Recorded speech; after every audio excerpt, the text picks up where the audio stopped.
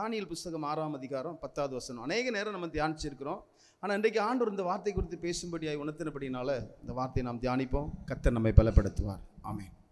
தானியேலோ வென்றால் அந்த பத்திரத்துக்கு கையெழுத்து வைக்கப்பட்டதென்று அறிந்த போதிலும் தன் வீட்டுக்குள்ளே போய் தன் மேல் அறையிலே எருசலேமுக்கு நேராக பலகணிகள் திறந்திருக்க அங்கே தான் முன் செய்து வந்தபடியே தினம் 3 வேளையும் தன் தேவனுக்கு முன்பாக முழங்காற்படியிட்டு ஜெபம் பண்ணி சோஸ்திரம் செலுத்தினான். ஆமென். எல்லாரும் அப்படியே கண்களை மூடி, ஆண்டவரே நீர் எங்களோடு பேசும் அப்பா. மனுஷனுடைய சத்தத்தை நாங்கள் கேட்க வரல ஆண்டவரே, இந்த மனுஷனை மறைத்து நீங்கள் பேசுங்கப்பா. எல்லாரும் அப்படியே கண்களை மூடி ஆண்டவர் நோக்கி நாம் ஜெபிக்கலாமா? ஆமென். எனக்கு அன்பானவர்களே, இந்த பரிசுத்த வேத எழுத்து முழுவதும் பரிசுத்த ஆவினால் எழுதப்பட்ட வார்த்தைகள். இந்த வேதாகமம் புஸ்தகத்தில் இருக்க எல்லா எழுத்துக்களும் அது பரிசுத்த எழுத்துக்கள். எல்லாரும் கண்களை மூடி நீங்கள் தான் பேசணும்ப்பா. மனுஷனுடைய சத்தத்தை நாங்கள் கேட்க வரல ஆண்டவரே. ஆமென். உடைய வார்த்தைக்கு நான் செவி கொடுக்கணும்ப்பா. ஆமென். எனக்கு நல்ல ஒரு சிந்தையை தாங்க தகப்பனே. உடைய வார்த்தை கேட்கும்படியான ஒரு சிந்தையை தாங்க தகப்பனே. எல்லாரும் அப்படியே கண்களை மூடி ஆண்டவர் நோக்கி நாம் ஜெபிக்கலாமா? ஆமென். ஆண்டவரே, ஆரம்பத்தில் நம்மை போற்றி துதித்தோம், உடைய பிரசன்னத்தை உணர்ந்தோம். பிள்ளைகள் உடைய வார்த்தைக்காக காத்திருக்கிறாங்கப்பா. ஆமெனப்பா, உடைய வார்த்தை கொண்டு பேசி பிள்ளைகளை பலப்படுத்தும் ஒரு எழுப்புதலை கொண்டு வாங்க, இயேசுவின் நாமத்தில் பிதாவே. ஆமென். எனக்கு அன்பானவர்களே, இந்த தானியேலை குறித்து அநேக நேரம் நம்முடைய கூடாரத்தில் நாம் தியானிச்சிருக்கிறோம், நிறைய நேரம் பிரசங்கம் பண்ணியிருக்கிறோம். ஆமென். எனக்கு அன்பானவர்களே, ஆனால் இன்றைக்கு ஆண்டவர் இந்த விடுதலை கூட்டத்துக்கு இதை குறித்து பேசும்படியாய் உணர்த்தினபடினால நாம் இந்த தானியேலுடைய ஜெபத்தை குறித்து இன்றைக்கி தியானிக்க போகிறோம். எனக்கு அன்பானவர்களே, தானியேலுடைய சரித்திரம் நம்ம எல்லாருக்கும் தெரியும். ஆமென். எனக்கு அன்பானவர், எதற்காக அவனை சிங்கக்கேபியில் போட்டாங்க என்று சொல்லி நம்ம எல்லாருக்கும் தெரியும். அது மாத்திரமல்ல, ஆண்டவர் தம்முடைய தூதனை அனுப்பி சிங்கத்தின் வாயை கட்டி போட்டு தானியேலை விடுவித்தால் என்று சொல்லி நாம் பார்க்கிறோம். அது மாத்திரமல்ல, எனக்கு அன்பானவர்களே, நல்ல கவனமாக கேளுங்க. தானியேலுக்கு ஏன் சிங்கக்கேபியில் கொண்டு போட்டாங்க? எதற்காக இவ்வளோ ஒரு பிரச்சனை? ஆமென். எல்லாருக்கும் தெரியுங்க. அதாவது தானியேல் ஜெபித்தான் அப்படின்னா, உண்மையான கடவுளை ஆண்டவரை நோக்கி அவன் ஜெபித்தான் என்று சொன்னால், அந்த யெகோவா தேவனை அவன் நோக்கி ஜெபித்தான் என்று சொன்னால் அவனுக்கு மரண தண்டனை. என்ன மரண தண்டனை அப்படின்னா, ஒரு கொடூரமான மரண தண்டனை. தானியேல் ஜெபித்தான் அப்படின்னா அவனுக்கு மரண தண்டனை. ராஜாவும் கையெழுத்து போட்டார். இப்போ தானியேலை கவனிக்கிறதுக்கு ஆட்கள் இருக்கிறாங்க, முக்கியமான ஆட்கள். தானியேல் ஒளிந்து கொண்டு ஜெபிக்கலை, மாடியில் போய் பலகணி திறந்திருக்க எல்லாருக்கும் தெரிகிறது போல அவன் தான் முன்பு செய்து வந்தது போல தினம் 3 வேளை ஜெபித்தான் என்று சொல்லி நாம் வேதத்திலே பார்க்கிறோம். எனக்கு அன்பானவர்களே, இதில் என்ன புரியுது அப்படின்னா, ஜெபம் மரணத்தை விட முக்கியம். நல்லா கவனமாக கேளுங்க. மரணத்தை விட ஜெபம் முக்கியம். யோசித்து பாருங்க, பார்க்கலாம். அது மாத்திரமல்ல, நம்ம ஜெபித்தோம்னா மரணத்துக்கு நம்ம தப்பி வைக்கப்படலாம். நல்லா யோசித்து பாருங்க, பார்க்கலாம். முதல்ல அவன் என்ன நினைக்கிறான் அப்படின்னா, மரணத்தை விட ஜெபம் முக்கியம். யோசித்து பாருங்க, பார்க்கலாம். அப்போ எந்த அளவுக்கு தானியேல் ஆண்டவருக்குள்ள நிலைத்திருக்கிற ஒரு அனுபவத்தை நம்ம பார்க்குறோம் பார்த்தீங்களா? இந்த படி நம்ம வாழ்ந்தோம் என்று சொன்னால் இன்றைக்கு எப்படி இருக்குது தெரியுமா? ஒரு சிலருடைய ஜெபம் எப்படி இருக்குது அப்படின்னா, அதாவது தேவைகளுக்கு மாத்திரம் ஜெபிக்கிறவங்க நிறைய பேர் இருக்காங்க சபைகளில். நம்ம யாரையும் குறை சொல்லாண்டா, யார் அதிகமாக ஜெபிக்கிறாங்களோ ஜெபத்தில் அவங்களுக்கு ஆசீர்வாதம், குறை சொல்கிறதுக்கு இல்லை. அதாவது நெருக்கப்படுகிற நேரம் ஜெபிக்கிறவங்க நிறைய பேர் இருக்கிறாங்க. பைபிளில் பரிசுத்த வேதாகமத்தில் நிறைய பேர் நம்ம பார்க்கலாம். ஆனால் அவங்கள நம்ம முன்னிட்டு சொல்ல முடியாது. ஏன்னா அவங்களுடைய ஜீவியம் எப்படி இருந்தோ அதனால் அவங்கள குறித்து நாம் இவர் எசேக்கியா அப்படி ஜெபிச்சார், இவர் அப்படி ஜெபிச்சாருன்னு சொல்லி நம்ம சொல்ல முடியாது. ஆனால் பைபிள்லேயே நிறைய பேர், அதாவது தேவைக்கு மாத்திரம் ஜெபித்தவங்க நிறைய பேர் இருக்கிறாங்க. அது தாவீதே நீங்கள் பாருங்க, பார்க்கலாம். ஜெபிக்கும் போது அவனுக்கு ஆசீர்வாதமாக இருந்துச்சு, ஜெபிக்காத நேரத்தில் அவன் புலம்பிட்டு இருந்தான். அதனால தான் அவன் சாகருக்கு முன்னாடி தன்னுடைய குமாரனாகிய சாலமன் சொல்கிறான், நீ ஆண்டவரை தேடினா அவர் தென்படுவார், நீ அவரை விட்டு அவர் விட்டுருவார். தாவீதுடைய பின்பாகம் கொஞ்சம் விபத்தில் கொஞ்சம் குறைவாக இருந்துச்சு. அதனால தான் அவர் மரிக்கும்போது ஜெபிக்கலைன்னா அவ்வளோதான் என்று சொல்லிட்டு போயிட்டார். எனக்கு அன்பானவர்களே, உண்மையிலே இன்றைக்கி பாருங்க, தேவைக்கு மாத்திரம் ஜெபிக்கிறவங்க நிறைய பேர் இருக்கிறாங்க. சிலர் கிறிஸ்தவங்கள இருந்து ஜெபிக்காமலே இருக்கிறாங்க, ஜெபமே இருக்காது அவங்களுக்கு. ஆனால் அவங்களுக்கு யாராவது ஒருத்தர் ஜெபிக்கணும், அதுக்கு ஆசைப்படுவாங்க. பார்த்துருக்கீங்களா? ஊழியக்கார்ட்ட போய் ஜெபிக்கணும். இவங்க ஜெபிக்க மாட்டாங்க, ஆனால் அவங்க ஊழியக்கார்ட்ட போய் ஜெபிக்கணும்னு சொல்லி ஆசைப்படுவாங்க. இப்படி ஒரு குரூப். சுத்தமாக ஊழியக்கார்ட்டையும் ஜெபிக்காமல் சுத்தமாக ஜெபமே இல்லாத ஒரு குரூப் இருக்குது. அவங்க தான் பெருமை உள்ளவங்க. துன்மார்க்கன் தன்னுடைய கௌரவத்தினால் தேவனை தேடான், இப்படியும் ஒரு குரூப் இருக்குது. தன்னுடைய சுய புத்தினால் எதையும் செய்யலாம் என்று சொல்லி வாழ்கிறவங்க. ஆமென். இவங்க வந்து ஆண்டவர்கிட்ட எந்த ஒரு ஆசீர்வாதத்தையும் பெற்றுக்கொள்ள முடியாது. எனக்கு அன்பானவர்களே, உன்னை பார்த்து நீ ஜெபின்னு சொல்லக்கூடாதுங்க. நீ மற்றவங்கள பார்த்து ஜெபின்னு சொல்லணும். உன்னை பார்த்து நீ ஜெபின்னு சொன்னா அது கொஞ்சம் யோசித்து பாருங்க, பார்க்கலாம். இது என்னங்க, கொஞ்சம் சிந்திச்சு பாருங்க. இந்த அளவுக்கு ஜெபத்தில் நீ கோமா ஸ்டேஜியாக இருக்க, அப்படி தானே? யோசித்து பாருங்க, பார்க்கலாம். எனக்கு அன்பானவர்களே, ஒரு சிலர் கௌரவத்தினால தேவனை தேடான்னு சொல்லி பைபிள் சொல்லுது. துன்மார்க்கன் தன்னுடைய கௌரவத்தினால் தேவனை தேடான். இப்போ இந்த தானியேல் என்ன அப்படின்னா, தான் முன்பு செய்து வந்தபடியே 3 வேளை ஜெபித்தான் என்று சொல்லி நாம் வேதத்திலே பார்க்கிறோம். நீ ஜெபத்துக்கு நேரம் கொடுத்து உன்னுடைய வாழ்க்கையில் தினந்தோறும் நீ ஜெபிக்கிறவனா இருந்தா கண்டிப்பா உன்னை ஆண்டவர் உயர்த்திட்டே இருப்பாருங்க. கைகளை தட்டி கத்த நாமத்தை மைப்படுத்தும். ஆமென்.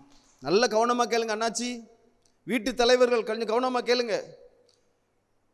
உண்மையிலே நீங்க ஜெபிக்கிறவங்களா இருந்தீங்கன்னா கர்த்தர் உங்களை உயர்த்துவார். ஆமென். எந்த ஒரு காரியத்துக்கும் அடிமையாயிராதீங்க. ஆமென். செல்போனுக்கு அடிமையாயிராதீங்க, எழும்ப முடியாது. ஆமாம், இன்றைக்கி நிறைய பேர் செல்ஃபோனுக்கு அடிமையானால நரம்பு தளர்ச்சியில் மாட்டிக்கிட்டு இருக்காங்க நிறைய பேர். ஆமென். எனக்கு அன்பானவர்களே, ஆண்டவர் உங்களுக்கு போதும். எந்த ஒரு செல்ஃபோனை நீங்கள் பார்த்து எதையும் சாதிக்க போகிறதில்ல. எல்லாம் உங்களுடைய ஆத்துமா பலவீனமாயிரும். தன்னுடைய ஆத்துமாவை மாய்க்கு கொடுக்கிறவன் கர்த்தராலே ஆசீர்வதிக்கப்படவே முடியாது. சங்கீத புஸ்தகம் 24 பார்க்குறோம். தன் ஆத்துமாவை மாய்க்கு ஒப்பு கொடுக்கிறவன். நீ அந்த செல்ஃபோனில் அதை இதுன்னு பார்த்து நீ குழம்பி உன்னுடைய விசுவாசம் குறைஞ்சிரும். நீ நிறைய நேரம் நீ ஜெபிக்காத காரணம் நீ செல்ஃபோனுக்கு அடிமையாக இருக்கிற. எனக்கு அன்பானவர்களே, ஆண்டவர் உன்னோடு பேசுகிறார். ஆமென். அவர் ஒருபோதும் உங்களை கை அந்த நேரத்தில் நீ ஜெபிச்சு பாரு பார்க்கலாம். நல்லா ஜெபித்து பாரு பார்க்கலாம். அந்த நேரத்தில் உனக்கு எவ்வளவு பிரச்சனையிலிருந்து உனக்கு விடுதலை கிடைக்கும். இது தானியேலுக்கு தெரியுங்க. தானியேல் வந்து ஒரு பெரிய அதிகாரியாக இருக்கிறாரு. அதாவது அரசாங்கத்தில் ஒரு பெரிய ஒரு அதிகாரி, தேசாதிபதிகளுக்கெல்லாம் ஒரு தலைவராக இருக்கிறார். யோசித்து பாருங்க பார்க்கலாம். ஆனால் அவர் 3 வேளை ஜெபிக்கிறார். நீ இன்னைக்கு எனக்கு ஜெபிக்க நேரம் இல்லை என்று சொல்லி நீ ஓடிக்கிட்டு இருக்க. எப்படிங்க ஆசீர்வாதத்தை பெற்றுக்கொள்ள முடியும்? எப்படி பாதுகாக்கப்பட முடியும்? தானியேலை சிங்கக்கபியில் கொண்டு போட்டாங்க ஜெபிக்கிறான்னு சொல்லி. அங்கே பாருங்க, யோசித்து பாருங்க பார்க்கலாம். அந்த ராஜாவே ஆச்சரியப்பட்டு கர்த்தருடைய நாமத்தை உயர்த்துகிறார். தானியேல் ஆராதிக்கிற தேவனே ஜீவனுள்ள தேவன் என்று சொல்லி ஆண்டவருடைய நாமத்தை அவர் மைப்படுத்துகிறார். எனக்கு அன்பான தேவனுடைய பிள்ளைகளே, ஆமேன். நீ நேரத்தை வேஸ்ட் பண்ணாதபடி இன்னையிலிருந்து உங்களுக்குள்ளே ஒரு எழுப்புதல் வரணுங்கிறதுக்காக தான் இன்றைக்கி ஆண்டவர் உங்களோடு பேசுகிறார். ஆமேன். நாம் இந்த உலகத்தோடு ஐக்கியப்பட்டு வாழ்ந்து கொண்டிருக்கோம். நமக்கும் தொழில் இருக்குது, நமக்கும் வேலை இருக்குது, நமக்கும் குடும்பம் இருக்குது. ஆனால் ஜெபிக்க தடை பண்ணிடாத. ஜெப நேரத்தை நீ விட்டுறாத. ஆண்டவர் உன்னை உயர்த்துவார். ஆமேன். இதுக்கு இன்னைக்கு கீழ்ப்படியணும். நீங்கள் இந்த வார்த்தைக்கு நீங்கள் கீழ்ப்படியணும். அதனால தான் ஆண்டவர் இந்த வார்த்தை கொண்டு உங்களோடு பேசுகிறார். ஆமேன். இயேசு ஒருபோதும் நம்மளை கைவிட மாட்டாராம். கைகளை தட்டி கத்த நாமத்தை மைப்படுத்தும். தானியேல் வந்து அவன் ஆண்டவர் அந்தளவுக்கு அவனை உயர்த்தியிருக்கிறார். அவன் ஜெபத்துக்கு முதலிடம் கொடுக்குறான் அப்படின்னா அவனுடைய எண்ணம் எப்படி இருந்திருக்கு தெரியுமா? ஜெபந்தான் எனக்கு உயிர், ஜெபந்தான் எனக்கு மூச்சு, ஜெபிக்காமல் நான் வாழ முடியாது. இதெல்லாம் அவன் அறிந்தவன். இப்போ நம்ம எல்லாரும் உண்மையான கடவுளை அறிஞ்சிருக்கோங்க. ஆமேன். ஜீவனுள்ள தேவனை நாம் அறிந்திருக்கிறோம். அதே போல தான் தானியேலும் உண்மையான தெய்வத்தை அறிந்தவன். அவன் சிறைப்பிடிக்கப்பட்ட ஒரு மனுஷன். எனக்கு அன்பானவர்களே, அவனுடைய வாழ்க்கை பார்க்கும்போது அவன் ஜெபித்து தான் ஆண்டவர் இந்த ஆசீர்வாதத்தை பெற்றிருக்கிறான். அதனால அவனுடைய காரியம் எப்படி இருந்தது அப்படின்னா, தினம் 3 வேளை ஜெபம். அவன் குறையே இல்லை. அவ்வளோ பெரிய ஒரு அதிகாரி, அவ்வளோ பெரிய ஒரு பெரிய அரசாங்கத்தில் பெரிய உத்தியோகத்தில் இருக்கிறாரு. அவருடைய ஜெபத்தை பார்த்தீங்களா? இன்றைக்கி நம்ம நிறைய பேர் சாக்கு போக்கு சொல்கிறோம், ஜெபிக்க நேரம் இல்லை என்று சொல்லி. ஜெபிக்க நேரம் இல்லைன்னா உன் நேரமே மாறிட்டு, நேரமே போயிட்டு, அவ்வளோதான். பவுல் சொல்வார் தெரியுமா? ஜெபத்திலே உறுதியாக இருங்கள் பார், உறுதியாய் தரித்திருங்கள் பார். என்னோட இடத்துல சொல்லுவார், இடைவிடாமல் ஜெபம் பண்ணுங்கள். என்னோட இடத்துல சொல்லுவார், எப்பொழுதும் ஜெபம் பண்ணுங்கள் சொல்லுவார். எனக்கு அன்பானவர்களே, இடைவிடாமல் ஜெபம் பண்ணுங்கள், எப்பொழுதும் ஜெபம் பண்ணுங்கள், ஜெபத்திலே உறுதியாய் தரித்திருங்கள். இந்த பேதுரு 6 மணி நேரத்தில் ஜெபம் பண்ணும்படி மேல் வீட்டிலே ஏறினான்னு சொல்லி நம்ம வேதத்தில் பார்க்குறோம். இந்த பேதுரு தான் 1 பேதுருல என்ன சொல்கிறார் அப்படின்னா, 4ஆம் அதிகாரம் 7ஆம் வசனமாக இருக்கும் நினைக்கிறேன். நீங்கள் ஜெபம் பண்ணுவதற்கு ஜாக்கிரதையாக இருங்கள் சொல்கிறார். இன்றைக்கி அதாவது ஜெபம் பண்ணுவதற்கு ஜாக்கிரதையாக இருங்கள் சொல்கிறார். இப்போ இதில் என்ன பார்க்குறோம் அப்படின்னா, அவர் உபவாசத்தோடு ஜெபிக்கும்படியாய் அவருக்கு நேரத்தை கொடுக்குறார். இந்த அப்போஸ்தலர் எல்லாருமே நீங்கள் பார்த்தீங்கன்னா இப்படி தான் ஜெபத்துக்கு முதலிடம் கொடுத்து ஜெயத்தை பெற்றவர்கள். அதனால தான் அவர் சொல்கிறாரு, ஜெபம் பண்ணுவதற்கு நீங்கள் ஜாக்கிரதையாக இருங்கள்னு சொல்கிறார். இன்னொரு காரியம் என்ன அப்படின்னா, நம்ம ஜெபம் பண்ணுவதற்கு ரொம்ப தடை வரோங்க. இப்போ தானியேலுடைய வாழ்க்கையில் பார்த்தீங்கன்னா அவன் ஜெபம் பண்ணுவதற்கு அவனுக்கு தடை. அதனால தான் பைபிள் சொல்லுது, அவர் ராஜா பத்திரத்தில் கையெழுத்திட்ட அதை அறிந்த போதிலும் என்று சொல்லி நாம் வேதத்தில் பார்க்கிறோம். நம்முடைய ஜெபத்துக்கு அதிகமான தடைகள் உண்டு. தடை வரும் நம்முடைய ஜெபத்துக்கு. ஆனால் தடையை மீறி நம்ம ஜெபித்தாதான் நமக்கு ஆண்டவர் ஆசீர்வாதத்தை கொடுக்க முடியும். பாருங்க, இப்போ தானியேல் நம்ம ஆவிக்குரிய வாழ்க்கையில் முன்னேறி இருக்கோம். அவன் தானியேல்கிட்ட பரிசுத்தம் இருக்கு, அபிஷேகம் இருக்கு, ஆண்டவருக்காக வைராக்கியம் உள்ளவன். இப்படி ஒரு சட்டத்தை போட்டாங்க ராஜா. ஆனால் அந்த நேரத்தில் அவன் ஜெபிக்காதபடி இருந்தான்னு வைங்களேன், யோசித்து பாருங்க பார்க்கலாம், கண்டிப்பாக அதில் பிரச்சனை வந்திருக்கும். ஆனால் வேதம் சொல்லுது, அவன் முன்பு செய்து வந்தபடியே தடை வந்த போதிலும் அவன் ஜெபிக்கிறான். ராஜா கையெழுத்து போட்டது அறிந்த போதிலும் ஜெபத்துக்கு தடை வரும். ஏன்னா நமக்கு எதிரான அந்த பிசாசானவன் கெர்ச்சிக்கிற சிங்கம் போல யாரை விழுங்கலாம் என்று சொல்லி சிட்டித்திருக்கிறான். நீ ஆண்டவரிடத்திலிருந்து ஜெபித்து ஆசீர்வாதத்தை பெற்றுக்கொள்ளக்கூடாது என்பதற்காக அவன் வைராக்கியமாக இருக்கிறான் பிசாசானவன். அப்போ நம்முடைய ஜெப ஜீவியத்துக்கு தடை வரும். அன்றைக்கு பாருங்க, ஆண்டவர் மனிதனாய் வாழ்ந்த நாட்களில் நீங்கள் வீட்டில் படித்து பாருங்க, லூக்கா 18ஆம் அதிகாரத்தில் இருக்குது. அவன் பிறவிக்குருடன் என்பதனால அவன் என்ன செய்றான் அப்படின்னா, அவன் தெருக்கல்ல உட்கார்ந்து பிச்சை எடுத்து கொண்டு இருக்கிறான். அவன் பிறவிக்குருடனாக இருக்கிறபடினால அவன் உழைக்க முடியாது, பிச்சை எடுத்து அவன் சாப்பிடுகிறவன்.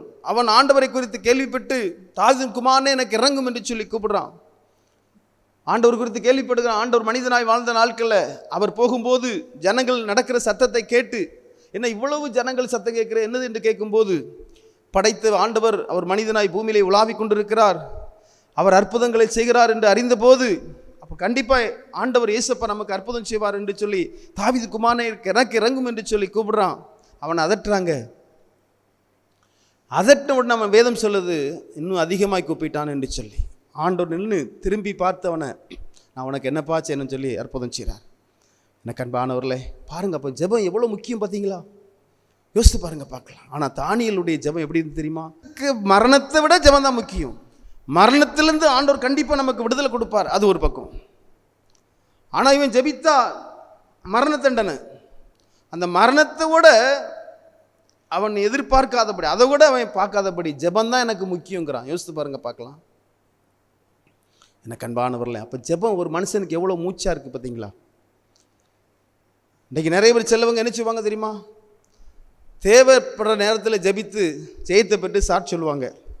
சில நேரம் அப்படியே சோர்ந்து போயிடுவாங்க, சில நேரம் மறுதளிப்பாங்க. இப்படியும் நிறைய பேர் இருக்கிறாங்க.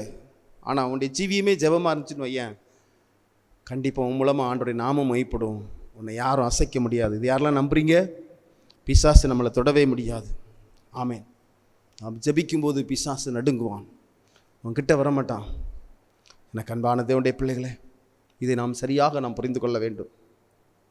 இன்றைக்கி நிறைய பேர் அப்படி இருக்கிறாங்க.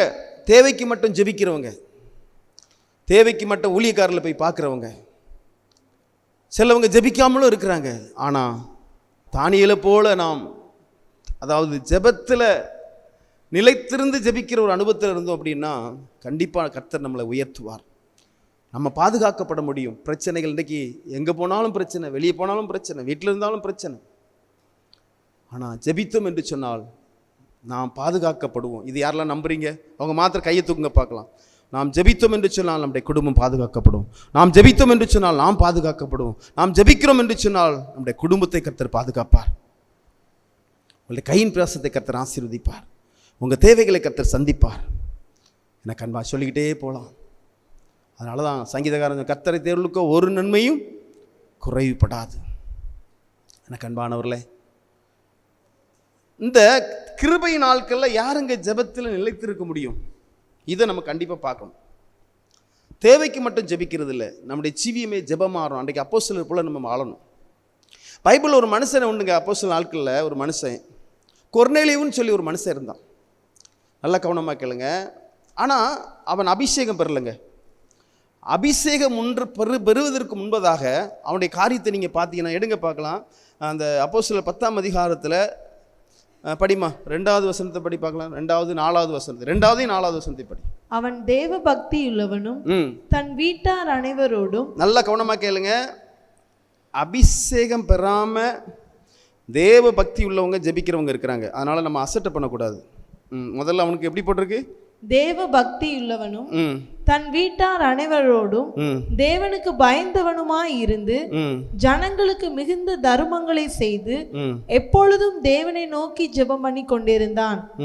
கொர்நேலியு இப்ப செலவங்களை போல தேவைக்கு மட்டும் ஜெபிக்கிறவன் இல்லைங்க. பைபிள் சொல்லுது எப்பொழுதும் ஜெபிக்கிறவனா இருந்தானா. அதனாலதான் இவனை மாத்திரம் இந்த பைபிள்ல குறிக்கப்பட்டிருக்கு. நல்ல கவனமாக கேளுங்க. எப்பொழுதும் ஜெபிக்கிறவன். அதுக்கப்புறம் தான் கிறிஸ்து வருகிறான். அதுக்கப்புறம் அவன் அபிஷேகம் பெறான். அதனால இவனுக்கு ஒரு ஆண்டவர் ஒரு சான்ஸ் கொடுக்குறாரு பாருங்க. அதை பற்றி இப்போ எடுத்து அது நேரம் ஆயிரும். இப்போ கொர்நேலியு அவன் எப்பொழுதும் ஜெபிக்கிறான் அப்படின்னா அவனுக்குள்ளே தேவ பக்தி இருந்துச்சு, தேவனுக்கு பயப்படுகிற ஒரு பயம் இருந்துச்சு. இனி 4வது வசனத்தை படி பார்க்கலாம். அவனை உற்று பார்த்து பயந்து ஆண்டவரே என்ன என்றான். அப்பொழுது அவன், உன் ஜெபங்களும் உன் தர்மங்களும் தேவனுக்கு நினைப்பூட்டுதலாக அவர் சந்ததியில் எட்டி இருக்கிறது. ஆண்டோடைய சந்ததியில எட்டணும் அப்படின்னா 2 விதமான காரியங்க. தர்மம் செய்யறது, அதாவது மற்றவங்களுக்கு உதவி செய்யறது, தர்மம் செய்யறது, நற்கிரியை செய்யறது, ஜெபம். இந்த 2ம் ஆண்டவர் சமூகத்துக்கு எட்டுமாங்க. கைகளை தட்டி கத்த நாமத்தை மைப்படுத்தும். இப்ப பாருங்க, இவனுடைய ஜெபம் ஆண்டோடைய சமூகத்துக்கு எட்டுது. ஆனால் இவன் கர்த்தரை இன்னும் அறியலை. யெகோவா தேவன் நோக்கி ஜெபிச்சிட்டு இருக்கான். கிறிஸ்துவ அறியணும், அபிஷேகம் பெறணும். ஆண்டவர் மாம்சத்தில் வெளிப்பட்டு ஆண்டவர் அடிக்கப்பட்டது, நொறுக்கப்பட்டது எல்லாம் அறிந்து கொள்ளணும். இப்போ யார்கிட்ட போகிறாரு ஆண்டவர்? இந்த கொர்நேலியு எப்பொழுதும் ஜெபிக்கிறவனா இருந்தபடினால அவனுக்கு ரட்சிப்பும் அபிஷேகமும் கிடைச்சிதுங்க. அது ஒரு பெரிய ஒரு பாக்கியம். அதுக்கப்புறம் அவன் அபிஷேகம் பெறான், அவன் பரலோகத்துக்குரியவனா மாறுறான். ஏன் இதை சொல்கிறேன் அப்படின்னா, ஒரு சிலருக்குள்ளே தேவ பக்தி இருக்கும், தெய்வ பயம் இருக்கும், அவங்க ஜெபிப்பாங்க. ஆனால் இன்றைக்கு தேவ பக்தி இல்லை, தேவனுக்கு பயம் இல்லை அப்படின்னா அவங்க ஜெபிக்கவே முடியாது. அதாவது இந்த கிருபை நாட்களில், இந்த பாடுகள் நிறைந்த காலத்தில் நீ எப்பொழுதும் ஜெபிக்கணும். ஜெபத்தில் உறுதியாக இருக்கணும். அதுக்கு ஒரே வழி, சோர்ந்து போகிற நேரத்தில் நீங்கள் ஜெபிக்கணும், பலவீனமாக இருக்கும்போது நீங்கள் ஜெபிக்கணும், பாடுகள் படும்போதும் ஜெபிக்கணும். அதுக்கு ஒரே வழி அபிஷேகம்.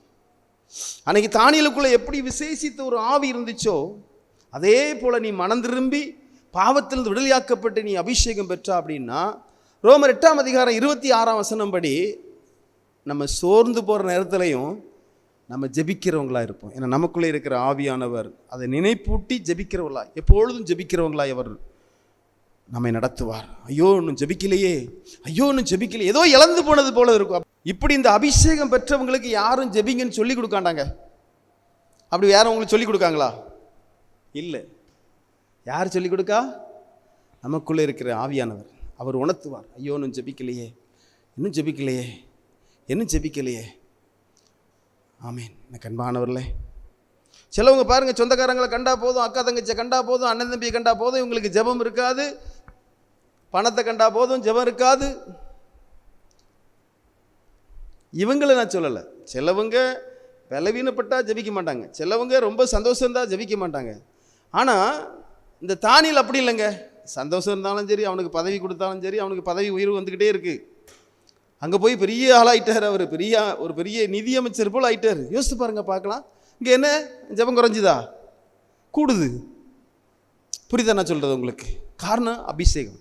அதே போல் நாமளும் மனம் திரும்பி ரட்சிக்கப்பட்டு அபிஷேகம் பெற்றோம் என்று சொன்னால், நான் இன்னொன்று சொல்கிறேன் கேளுங்க. இந்த அபிஷேகங்கிறது இது எல்லாரும் இதை ஒத்துக்க மாட்டாங்க இப்போ இந்த கிருபை நாட்களில். ஆமாம், அவங்களுக்கு அது ஒரு இது எப்படி இருக்கும், ஜென்மஸ்பாவங்களுக்கு இது ஒரு பைத்தியமாக தோணுமா இது பேசுகிறது. ஆமாம் சொல்லுவாங்க, அவங்க நினைப்பாங்க, என்ன நினைப்பாங்க, ஆமாம் அபிஷேகம் பெறாமல் ஜெபிக்க முடியாதாக்கும் அப்படி. அதாவது ஏன்னா இதில் தாங்க எல்லாம் இருக்குது. ஏன்னா மாமிசம் ஆவியும் ஒத்து போகாது. அபிஷேகம் பெற்றவங்களுக்கு ஜெபிங்கன்னு சொல்லணுமா? சொல்ல வேண்டியது இல்லையே. யோசித்து பாருங்க, சொல்லுவோமா? சொல்ல வேண்டியது இல்லை. எனக்கு அன்பானவர்களே, ஆண்டவர் ஒருபோதும் உங்களை கைவிட மாட்டார். நல்லா பதிவு பண்ணி வச்சுட்டுங்க. நம்முடைய ஜெபமும் நம்முடைய தான தர்மமும் தேவனுடைய சமூகத்தில் எட்டுதாங்க. கைகளை தட்டி கத்த நாமத்தை மைப்படுத்தும். அல்லேலூயா. உன் கையை நீ சுருக்கி வச்சுக்கிட்டு இருந்தால் நீ சுருங்கி தான் இருக்கணும். புரியுதா? தானம் தர்மம் ரொம்ப முக்கியம். பணம் புருஷன் சம்பாதிக்கிறனா புருஷன்ட்ட சொல்லணும், கஷ்டப்பட்டவங்களுக்கு செய்யுங்க, உதவி செய்யுங்க சொல்லணும். அதுதான். ஏன்னா தானம் தர்மம் தேவனுடைய சமூகத்தில் நினைப்பூட்டும். அல்லேலூயா. எனக்கு அன்பானவர்களே, ரொம்ப முக்கியங்க. கர்த்தர் ஒருபோதும் உங்களை கைவிட மாட்டார். ஆமென். சில ஏவாள்கள் என்ன செய்வாங்க தெரியுமா? புருஷனை கஞ்சத்தனத்தில் கொண்டு விட்டுருவாங்க. அது கடைசியில் எங்கே வந்து பிரச்சனை வரும்னோ அது தெரியாது அவங்களுக்கு. அதை விட்டுறக்கூடாது. அப்படி எனக்கு அன்பானவர்களே, அவர் ஒருபோதும் உங்களை கைவிட மாட்டார். இது யாரெல்லாம் நம்புறீங்க? அருமையான வசனம் பார்த்தீங்களா? தான தர்மம் எந்த அளவுக்கு ஒரு மனுஷனை உயர்த்துது பார்த்தீங்களா? யோசித்து பாருங்கள், பார்க்கலாம். அதிகமாக ஜெபிக்கணும்னு சொல்லி நீங்கள் பொருத்தனை பண்ணுங்கள், உங்களை ஆண்டவர் எப்படி உயர்த்துறான்னு பாருங்கள், பார்க்கலாம். நான்லாம் சாட்சி சொல்லாத எவ்வளோ சொல்லிகிட்டு இருக்கலாங்க, எவ்வளோ சொல்லலாம். ஆமென். அந்தளவுக்கு ஆண்டவர் அற்புதங்களை செய்து கொண்டே இருக்கிறார். ஆமென். எனக்கு அன்பானவர்களே, இரக்கமுள்ள தேவன், மனதிற்குமுள்ள ஆண்டவர், அவர் ஒருபோதும் உங்களை கைவிட மாட்டார். நம்முடைய ஜீவியமே ஜெபமாக மாறணுங்க. எப்படி இருக்கும் யோசித்து பாருங்கள். அன்றைக்கி யோனோக்குடைய ஜீவியம் ஜெபமாகவே மாறிச்சு. பைபிள் சொல்லுது, அவன் எப்போதும் தேவனோடு சஞ்சரித்திருந்தானா. கடைசியில் பாருங்கள், அவன் மரணம் இல்லாதபடி எடுத்துக்கொள்ளப்பட்டான். நோவாவை பாருங்கள், எப்பொழுதும் தேவனை சஞ்சரித்து கொண்டிருந்தான். அவனை என்ன நடந்துச்சு பார்த்தீங்களா? அவன் குடும்பமே பாதுகாக்கப்பட்டுச்சு. உலகம் முழுதும் அழிது, அவன் குடும்பம் பாதுகாக்கப்படுது. தேவனை சும்மா நீங்கள் படுத்திருக்கும் போதே ஆண்டவரே நீங்கள் தூக்கம் வரல அப்படின்னா, சில தூக்கம் வரலன்னு புலம்புறீங்க. ஏசப்பாவே நீங்கள் நினச்சிட்டுருங்களேன், அப்படியே அவரோடு சஞ்சரிச்சிருங்களேன், பார்க்கலாம். உண்மையாக நம்ம ஜெபிக்கிறவர்களாக இருந்தோம் அப்படின்னா ஆண்டவருடைய வாழ்க்கையில் உயர்த்திக்கிட்டே இருக்கும். உங்களுக்கு இன்றைக்கி நீங்கள் சொல்லணும், ஆண்டவரே எனக்கு மூச்சே ஜெபந்தாப்பா, எனக்கு உயிரே ஜெபந்தான். ஆமாம், இப்படி தான் இங்கே கொண்டு வரணும். கண்பானவர்களே, எப்பொழுதும் பாருங்கள், தான் முன்பு செய்து வந்தபடியே. எவ்வளோ பெரிய ஒரு அதிகாரி யோசித்து பாருங்கள், பார்க்கலாம். அவர் பாருங்க, தான் முன்பு செய்து வந்தபடியே. அது எப்படி ஜெபத்துக்கு நேரம் கொடுக்குறாரு பாருங்க. நீ குடிக்கியாமா? ஜெபத்துக்கு நேரம் குடிக்கியா? உன்னுடைய இருதயம் எவ்வளந்தளவுக்கு உனக்கு கடினமாக இருக்குது யோசித்து பாரு, பார்க்கலாம். இந்த இருதயம் கடினப்பட்டவர்கள் கௌரவத்தினால அவங்களுடைய இருதயம் கடினப்படுது. அவங்களுடைய எண்ணங்கள் எப்படி போகுது அப்படின்னா, நம்ம நினைக்கிறது நம்ம காரியங்கள் எல்லாமே நடக்கும் நடக்கும் நடக்கும், நடக்கவே நடக்கிறது. சொல்லுங்கள், ஏசப்பா நீங்கள் இல்லாமல் ஒன்றும் நடக்காது. சொல்லுங்கள் பார்க்கலாம். அப்படி ஏசப்பட்ட பேசுங்க, ஆண்டவரே நீங்கள் இல்லாமல் ஒன்றுமே நடக்காதப்பா. அவர் இல்லாமல் ஒன்று சாதிக்க முடியாது தங்கச்சி, அவர் இல்லாமல் ஒன்று செய்ய முடியாது. ஆமென். அவர் இல்லாமல் நம்ம வாழ முடியாது, ஒன்று செய்ய முடியாது. இது யாரெல்லாம் நம்புறீங்க? ஆமென். எனக்கு அன்பானவர்களே, அவர் ஒருபோதும் நம்மளை கைவிடவே மாட்டார். இது யாரெல்லாம் நம்புறீங்க? இன்னொரு காரியம் உங்களுக்கு தெரியுமா? செப டேஸ்ட் இல்லாதவங்கள்ட்ட நீங்கள் ஜெபிங்கன்னு சொன்னால் கோவம் வந்துடும். பார்த்துருக்கீங்களா? செப டேஸ்ட் இல்லாதவங்கள்ட்ட நீங்கள் ஜெபிங்கன்னு சொல்லுங்கள், பார்க்கலாம். கோவம் வந்துடும், பயங்கரமாக கோவம் வரும். கொஞ்சம் பேர் ஒரு மனுஷனே காலி பண்ணிட்டாங்க பைபிளில். ஆண்டவரை தேடுங்கன்னு சொன்னதுக்கு அவனே காலி பண்ணிட்டாங்க. எனக்கு அன்பானவர்களே, உண்மையிலே நான் அந்த அனுபவம் இல்லை அப்படின்னாலே, சிலவங்க பாடுகள் பட்டாலும் ஜெபிக்க மாட்டாங்க. பார்த்திருக்கீங்களா? ஒரு ராஜா அப்படி தான் இருந்தான், ஆகாஷ்னு ஒரு ராஜா. அவன் என்ன செஞ்சுட்டான் அப்படின்னா, அவன் அவ்வளவு பாடுகள் பட்டும் அவன் நெருக்கப்படுற நேரத்தில் அவன் ஜெபிக்கலை. இன்னொரு ராஜா, அவனும் அப்படி தான் நெருக்கப்படுற நேரத்தில். இது ஒரு இப்படி மக்கள் இருக்காங்க, தாங்களே கெடுத்து கொள்றவங்க. அவங்களுடைய பெருமை அவங்களே கொன்றும். புரியுதா உங்களுக்கு? எனக்கு அன்பான், ஜெப பழக்கத்தில் இருந்தவங்க அதை அவங்க விடவே மாட்டாங்க. வீண் வார்த்தை பேச மாட்டாங்க. நீ வீண் வார்த்தை பேச பேச உன் ஆத்துமா பலவீனமாயிட்டே இருக்கும்.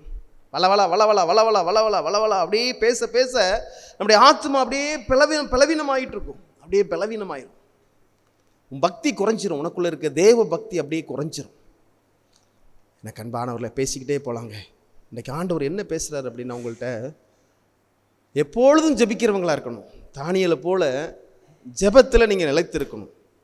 உங்களுடைய வாழ்க்கைக்கு அதாங்க போதும். ஆமென். எதையும் குறித்து நீங்கள் கவலைப்பட. பவுல் சொல்லுவார், அழகாக சுருக்கமாக சொல்கிறார் பற்றியில பவுல், ஒன்றுக்கும் நீங்கள் கவலைப்படாமல் எல்லாவற்றையும் குறித்து உங்கள் விண்ணப்பங்களை சோதரத்தக்கூடிய ஜெபத்தினாலும் வேண்டுதலும் தேவன் பற்றி தெரியும். ஒன்றுக்கும் நீங்கள் கவலைப்படாமல். ஏன் கவலைப்படுறீங்க? நீங்கள் யாருடைய பிள்ளைங்க? ஏன் கவலைப்படுறீங்க? ஒன்றுக்கும் கவலைப்படாமல் எல்லாவற்றையும் குறித்து உங்கள் விண்ணப்பங்களை உங்களை சோதரத்தினுடைய ஜெபத்தினாலும் வேண்டுதல் இருக்கணும் தேவனுக்கு. ஆமாம். சின்ன வயசில் படிக்கிற நேரத்தில் எந்த ஒரு பிரச்சனைனாலும் அப்பா அம்மாட்ட போய் சொல்லுவோம் தெரியுமா? ஆனால் அந்த பிள்ளைகள் வயசாகி நல்லா கவனமாக கேளுங்க. இந்த சின்ன பிள்ளைகளுக்கு இப்படி தாங்க ஒரு அனுபவம் இருக்கும். அதே போல் தான் நமக்கு எந்த ஒரு பிரச்சனாலும் நம்ம அப்பாட்ட தான் சொல்லணுங்க. நம்ம அப்பா பரமபிதா ஒருத்தர் இருக்கார், இயேசு கிறிஸ்து. அவர் தான் நித்திய பிதான்னு சொல்லி பைபிள் சொல்லுது. அதாவது அருமையான ஒரு வார்த்தை. அவர் நிரந்தரமான ஒரு தகப்பன் நமக்கு இருக்காருங்க, ஏசப்பா. அவர்கிட்ட சொல்லுங்க. எந்த பிரச்சனைனாலும் சரி அவர்கிட்ட சொல்லுங்கள். இப்படி இருக்குது ஆண்டவரே, இப்படி பிரச்சனை இருக்குப்பா, நீங்கள் சொல்லுங்கள் பார்க்கலாம் என்ன நடக்கும் தெரியுமா? அவர் இயற்கைக்கு அப்பாற்பட்ட அற்புதத்தை செய்கிற ஆண்டவர். பாருங்கள், யோசித்து பாருங்கள். சிங்கக்கபியில் கொண்டு தானியில் போட்டாங்க. ராஜா ஒரு பக்கம் ராத்திரி தூங்கவே இல்லை. ஐயோ, ஒரு பரிசுத்தவானை கொண்டு உள்ளே போட்டாங்களே, ஒரு நீதிமானை கொண்டு உள்ளே போட்டாங்களே. அவர் யோசிக்கிறாரு, எவ்வளோ பெரிய ஒரு நீதிமான், இவனை கொண்டு சிங்கக்கபியில் போட்டு. நைட்டு ஃபுல்லாக தூங்கலை அவர். காலையிலே போய் அவர் போய் பார்க்குறாரு, கெபியில் போய் பார்க்குறாரு. தானியிலே கூப்பிடுறாரு.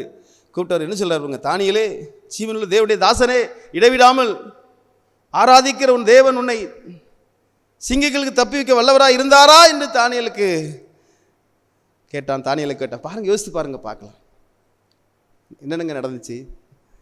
தானியல் குரல் கொடுக்கிறார். கைகளை தட்டுவோம், ஏன்னா அவர் உயிரோடு இருக்கிறார்.